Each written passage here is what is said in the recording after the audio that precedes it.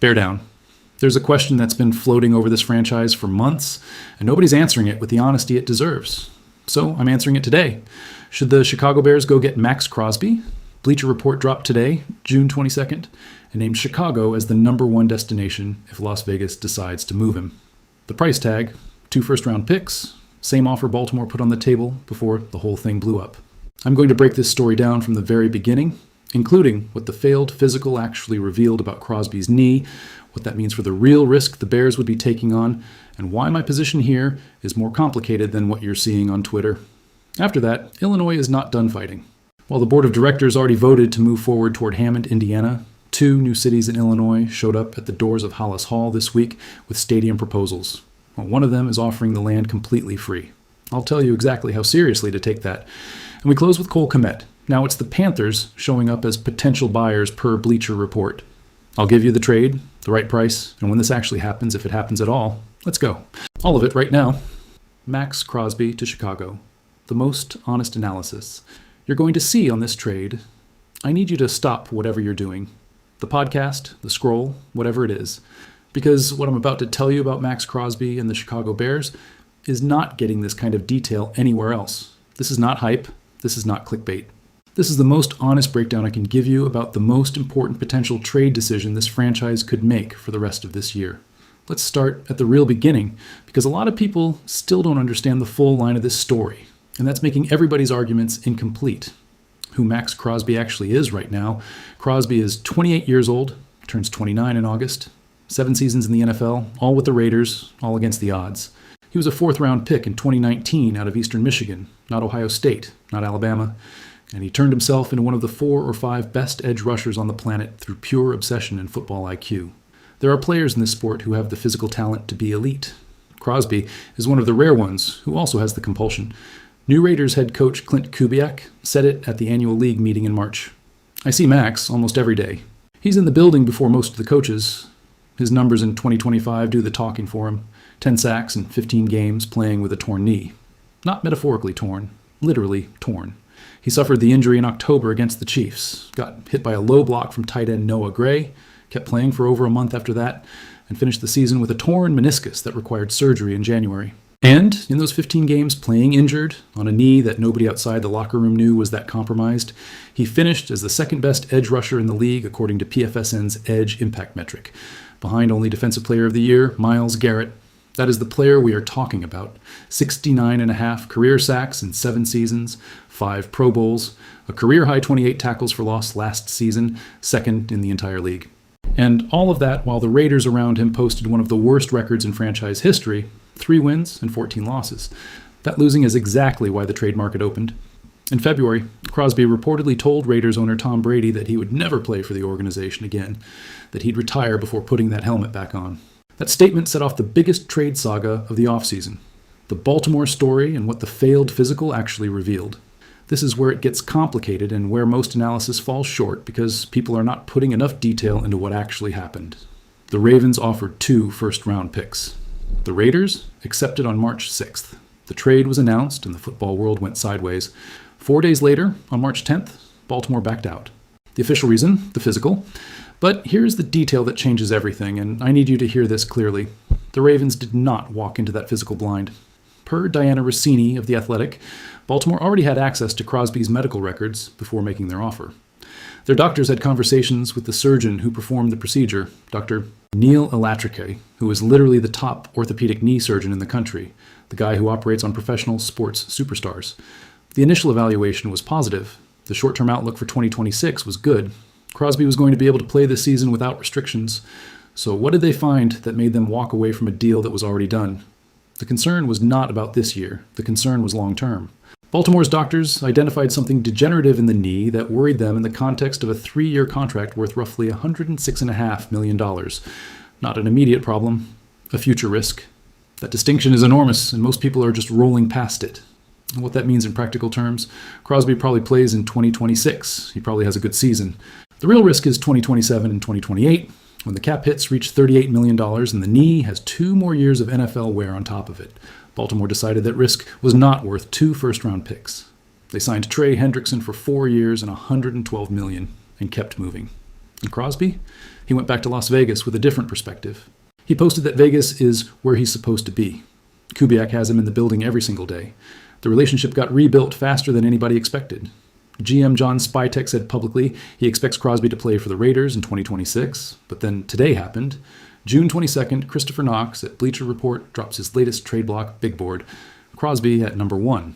Knox says any team interested will probably need to match what Baltimore offered, 2 first-round picks. He names the Bears and the Cowboys as the 2 primary landing spots. And Hondo Carpenter at ONSI already wrote on June 15th that the possibility remains real, that the interest exists, that a deal could happen before the summer ends or at the November trade deadline. The door is not shut. The question is whether the Bears should open it.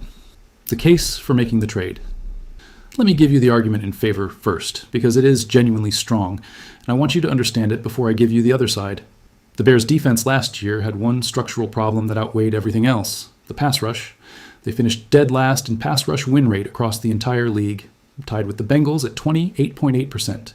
That means less than a third of the time that Chicago sent their rushers against an offensive line, they won the block fast enough to actually impact the quarterback. For a team trying to make the leap from second seed in the NFC to legitimate Super Bowl contender, that number is devastating. Montez Sweat was outstanding. 10 sacks, an elite player doing his job. But the drop in quality behind Sweat was dramatic. Dayo Odeyingbo missed the entire season with a serious injury. Shamar Turner also went on IR. Austin Booker is in year 3 and still has not shown he can be a consistent high-level rusher. Dennis Allen arrived as defensive coordinator with a reputation for building dominant defenses, and the first thing he has to reckon with is that the raw material on the other side of Sweat is thin.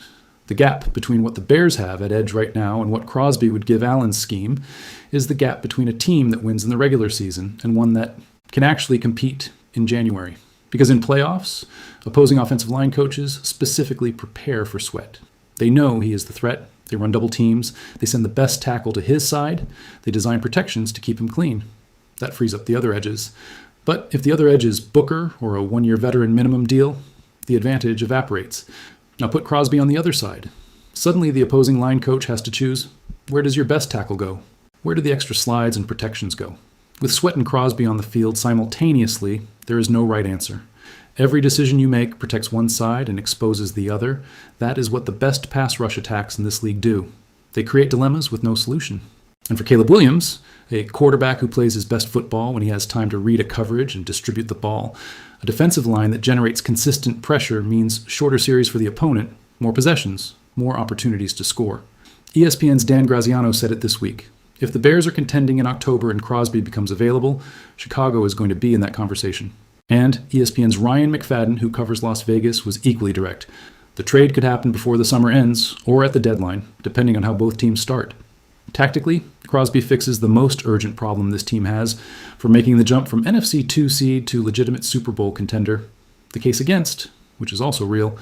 Now, here's the part that costs me something to say, because part of me just wants Crosby in navy and orange yesterday. But keep it a buck. First problem, the cap.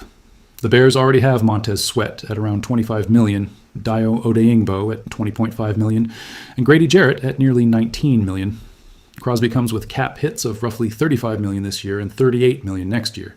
That means in 2027, the Bears could have 4 of their 6 biggest cap hits sitting on the defensive line. And that is the same year when Caleb Williams is going to need a contract extension that is going to cost somewhere between $60 and $70 million annually. The math simply does not work unless you make aggressive moves to create space, which normally means cutting players with dead money or restructuring contracts in ways that push the pain to future years. Poles has been consistently clear about this. Dan Wiederer of The Athletic wrote in April that the Bears retreated when it became clear the auction was heading well beyond their comfort zone. That is not a GM who turned down Crosby because he did not want him. That is a GM who ran the numbers, looked at the 2027 cap, looked at the Williams extension coming, and decided that specific move broke the financial structure he is trying to build. Second problem, the physical, and I need to go deeper on this because people are minimizing it in ways that I think are irresponsible. The Ravens are not stupid. Sashi Brown is one of the sharpest executives in this business. His doctors talked to Crosby's surgeon, to the Raiders' medical staff, to independent doctors. Every one of them said the short-term outlook for 2026 was positive. And Baltimore still walked away from a done deal. Why? Because what they found was not a this-year problem. It was a degenerative finding that increases the risk of Crosby not being able to perform at his contract level in 2027 and 2028. Put that in context. The Bears would be paying 2 first-round picks for a player turning 30 with that finding in his knee, with astronomical cap hits, in exactly the 2 years where the degenerative risk is highest. If Crosby plays well in 2026, and then the knee deteriorates in 2027, when Chicago is paying him $38 million, that is the kind of miscalculation that ends a contention window. That is the exact type of mistake that Poles came here to stop making. Third problem, the opportunity cost of those 2 first-round picks. The 2027 and 2028 picks for a team still building defensive depth are not just selections. They are the construction margin that lets you support Caleb Williams for the next 5 to 7 years. Every first-round pick that goes to Las Vegas is one fewer year of developing young players under cost control, one more year of depending on expensive veterans. Poles understands this, and it is why he set those guardrails he always talks about. My real call, what should happen versus what will happen? I'm separating these because they are different questions. What should happen? The Bears should not make this trade before the season at the current price of 2 first-round picks. Not because Crosby is not a transformational player, he is, but because the price does not reflect the real risk that now exists after Baltimore's medical staff found something degenerative. If 2 first-rounders was the price before that finding, the fair price after that finding is 1 first-rounder plus meaningful additional value. That is just how risk-adjusted evaluation works in the NFL. What will actually happen?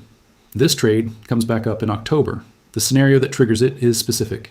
1, the Bears start well, 4 or 5 wins in the first 7 weeks, clearly contending. 2, the Raiders start badly, 2 or 3 wins with Fernando Mendoza still in rookie learning mode. 3, someone calls with a first-round pick, plus a quality additional piece instead of 2 firsts. Because if Las Vegas hits October with a terrible record and Crosby has played well in the early weeks, the narrative flips. He is no longer a mystery player with a questionable knee. He is a proven player again. And in that context, Poles can justify the move. Bleacher Report, ESPN, On SI, they are all pointing to the same thing. The interest is alive. The Bears have the tactical need. Crosby has the track record. The only thing that needs to change is the price. And prices in the NFL change with win-loss records. Man, just imagine Sweat and Crosby on the same line. Caleb Williams with 2 extra seconds of clean pocket time per drive in November. Give me that team, bro. But until then, Poles is not blowing up the financial structure of this team for June hype. And honestly, for a franchise that paid for too many of those impulsive decisions before his arrival, that is exactly the right posture. Has 2 new cards, and the clock is almost gone. From the biggest edge rusher on the market to the biggest institutional crisis this franchise is navigating, because we cannot talk about the future of this team without talking about where they are going to play, or whether that is still going to be in Illinois at all. This week, while the football world was looking the other direction, 2 new Illinois locations pitched themselves as future homes for the Bears Stadium. This is happening after the spring legislative session ended without the House voting on the Senate bill that would have created municipal stadium authorities, and after the Board of Directors already voted on June 5th to move forward toward Hammond, Indiana. First location, the old U.S. Steel site on Chicago's southeast side near South 85th Street, and DuSable Lakeshore Drive on the lakefront. State Representative Curtis Tarver told WGN there's more land there than in Arlington Heights. He's not wrong about the footprint. The problem is the heavy industrial history of the site, and the fact that the board already voted, and that location was never part of the original 2-option framework the Bears themselves put on the table. Second location, McCook, Illinois, the smallest municipality in Cook County. Police Chief Jeremy Carr and 4 other village officials drove up to Halas Hall last Thursday to hand-deliver their proposal. I respect that. In the age of emails and press releases, these people got in a car and knocked on the door. McCook is offering the land completely free with 2 options. Option 1, the Bears build a $2 billion stadium with their own money, lease it back to the village for $1 a year while the village covers the property taxes on the land. Option 2, the Bears keep ownership and property taxes are capped between $7 and $8 million annually. The road access is real. I-55, Route 66, I-294, and I-90-94. The problem with all of this is not the quality of the offers, it is the timing and the decision hierarchy. The Bears put 2 options on the table months ago, Arlington Heights or Hammond. McCook was not on that list, and the board already voted. What could still change the situation? Governor Pritzker said he is open to a special session if Illinois lawmakers can unite around a single stadium bill. That is the only real lever that remains. If Illinois can produce a real, binding, fast deal, the Bears have publicly said the exact site in Indiana has not been selected yet. The door is not completely sealed. But Hammond has its own very real problems that people are not discussing enough. The Wolf Lake site has documented heavy industrial contamination. A previous cleanup effort resulted in a golf course being built on top of what reports described as a mountain of industrial slag, capped with treated biosolids. Nearby, a Superfund site at the former Federated Metals plant has elevated arsenic and lead levels identified by the EPA. That is not a footnote. It is the same type of environmental risk that makes the U.S. steel site complicated. My take is simple. Illinois is in final minute territory. If Pritzker calls a special session and legislators actually produce something real, there is a path. If they do not, Hammond is not perfect, but it has the legislation passed and the money committed. And the Bears do not have another option. C waiting in the wings. Carolina wants KMET, and polls already gave the answer. Quick and straight on this one because that is what it deserves. Bleacher Report named the Carolina Panthers and the Chiefs as potential buyers for Cole Kmet. Christopher Knox wrote that teams looking for a pass-catching tight end should call the Bears, especially if they are willing to offer a defensive back or an edge rusher that helps Chicago's defensive rebuild. Kmet's 2025 numbers were modest. 30 receptions, 347 yards, 2 touchdowns. That is a real step back from his best seasons. The context matters, but so does the number. The Bears used the 10th overall pick in 2025 on Colston Loveland. Then in 2026, they took Sam Roush from Stanford in the 3rd round. 2 tight ends in back-to-back years with day 1 and day 2 picks. The front office signal is not subtle. Kmet's cap, hit in 2026, is $7.775 million manageable. The problem is 2027, where it jumps to $15.425 million in the final year of his deal. That's where it starts to create pressure if Loveland is clearly the starter. Carolina makes sense as a destination. Bryce Young threw for over 3,000 yards last season and led the Panthers to the playoffs for the first time since 2017. Tetairoa McMillan is a legitimate weapon. Adding Kmet gives Young a reliable blocker and short route option that fits Dave Canales' system. But the price does not work for a trade right now. With 30 receptions in 2025 and the future starter dynamic already visible, Kmet's realistic market value is a 3rd or 4th round pick. And polls does not move a contributing tight end on a contending team for that return. He said it himself this week. Nothing changes as far as our feelings with Cole. If this trade happens, it happens at the October trade deadline or in the 2027 offseason when that $15 million cap number becomes impossible to ignore with Loveland established. Kmet is a Bear for now. And given everything else moving around this franchise right now, that is actually the clearest, most stable piece of news in today's entire video. That's everything I have for today, fam. And listen, I know it's a lot. The Crosby conversation alone could go another hour, and I'd still have arguments left. The stadium thing still hurts every time I say it out loud. But what's also true is that on the field, this team has real things happening. Xavier Thomas coming out of LSU with a 4.28, making a play every single day at minicamp with Ben Johnson watching and smiling. Caleb Williams still nowhere near his ceiling. 2 years of the same system in place for the first time in this franchise's recent memory. And if MAXX Crosby ends up rushing from the other side of that line next to Montez Sweat come October, y'all don't understand what that defense would become. Day Bears. Always. If this gave you something you're not getting anywhere else, drop the like right now before you forget, subscribe if you're new here, and tell me in the comments, if the price drops to 1 first-round pick and a quality piece by the October deadline, should polls pull the trigger on Crosby? Yes or no, and explain your reasoning. I'm reading every single one. See you next time.